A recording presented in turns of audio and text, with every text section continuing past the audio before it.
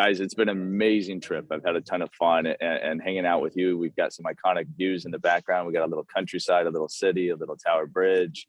As we're sitting here, I'm thinking about you guys. Last time I was here, we were getting into our new office with iDS, and now we just got into an even newer office. How you guys liking the new walls? Great. I always say that if four walls are four walls, but it's certainly much more. I'd say it's cozier. It fits into a kind of a Victorian, a London sort of Victorian architecture kind of framework. It's got a fireplace and that sort of thing. I mean, we'll be delighted to share some photos once we don't have once our dirty laundry isn't all over the place. That's all Dan's, right? It is. Yeah, all my stuff. But it really is. It's one of those places where you want to be excited to go into work. You want your juices flowing for the collaboration and the hard work that goes on there. So moving into this new office, the location, everything about it just inspires, and it's very sort of iconic London architecture. So you really feel like you're in the city. And I was even able to find it despite Tim's lack of directions. So that was a great start off to the week. I don't need. It's close to his favorite. It's close to his favorite coffee shop. So he's got good directions to that. It's true. I can point you to that, and I don't want to hear crap about directions from people with iWatches and everything else. You guys are on your own. That brings up a good one though. Where is the favorite coffee shop, Tim?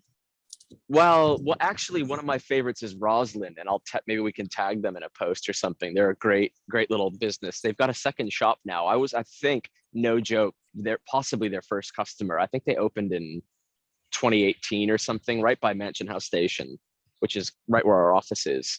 And I think one of the founders is Aussie. I could be wrong, but like a lot of the good coffee in London, the origins are Australian or Kiwi. New Zealand. They tend to be the best coffee purveyors on the planet, and they make a mean flat white. It's really good coffee. It's where I take people. We run into clients there. It's become a very popular establishment. Like our local pub. It's just a stone's throw away. So I had some great coffee in a church, which I guess is a commonplace here, and it was awesome. It was some really good coffee, but that peanut butter and chocolate bar that I had was an amazing wake up in the morning. But Dan, what about the favorite pub? Favorite pub, Prospect of Whitby, a beautiful little pub on the Thames, just down by Wapping. We took you over there the other night. Great history. I think it's been an operating pub since 1546. So we're talking hundreds of years. The interesting history around it though is quite colorful.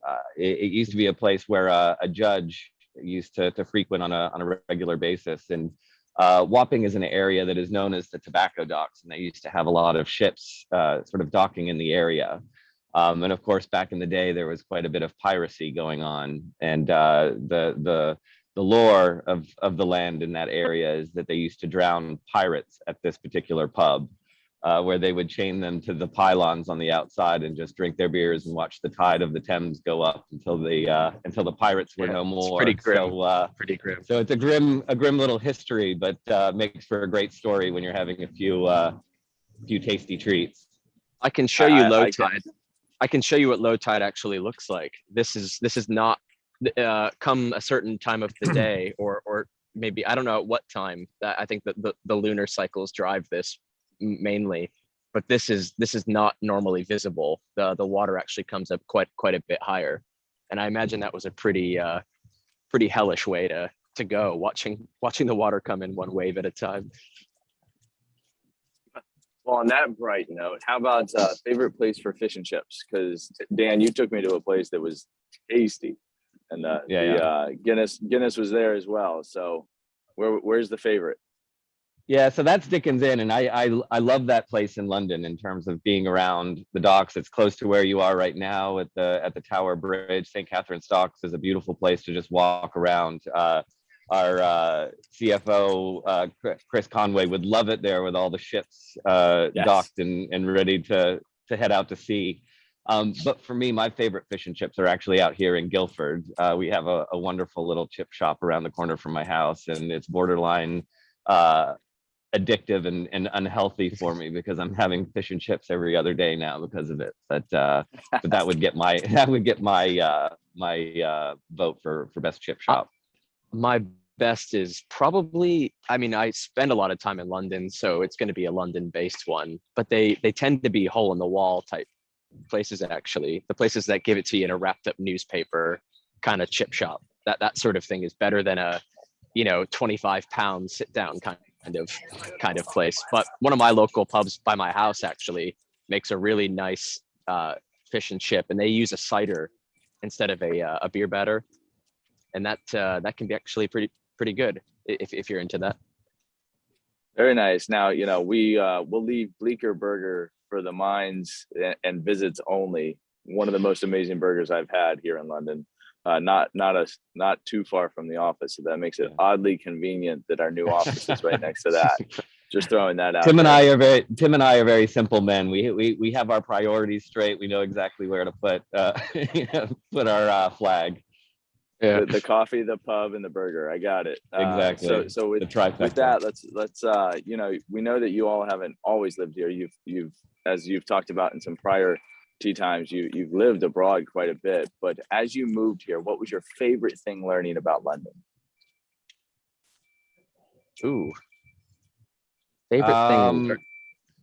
I mean, for me, I mean, I've been coming to London for essentially my whole life. My family's from around here. I've got cousins and aunts and uncles in London and around. But one thing that I've really sort of enjoyed is getting to know the sort of nooks and crannies of the city. It really has become less of a tourist type place or a place that I visit on occasion and just go to here and there and anywhere where you can take a photograph. Now I truly feel like I'm part of the city. I get from A to B without looking at a map. Really sort of becoming part of the city has been an extremely wonderful experience. I love the people. I love the place. So just now being able to call it home is a wonderful thing. At the risk of sounding sort of redundant or duplicative, I agree. I mean, it's a place, a lot of tourists have fun and tend to go to certain places and take photos. But when I travel with my wife to any country on the planet, it's very, at least before the baby, it was a big deal for us to not be where everyone else was. I mean, I might want to see a major thing, a major tourist site or two, but I wanted to go get lost for quite a ways and find out where people eat and drink and kind of live their culture. And that's what I've also enjoyed that the most about London. It's just going down alley after alley after alley and finding the cafe or the wine bar, or whatever it is, or the trinket shop that isn't frequented, and talking to people that grew up there, and just learning about their perspective on things. The English are incredibly well traveled, so it makes for some really good conversation. And we do know, Tim, that you will walk a couple miles for a good coffee, which I love. So I will. We all know I will. that. You got to keep fit. Love it. Guys, it's been a pleasure being here this week. It's been a ton of fun. Thanks to all the clients for taking the time out of their days to meet with us. But it's a bit chilly, and I'm hankering for some breakfast. So I'm gonna head out and see you all next time. Ciao. Great having you, Hunter.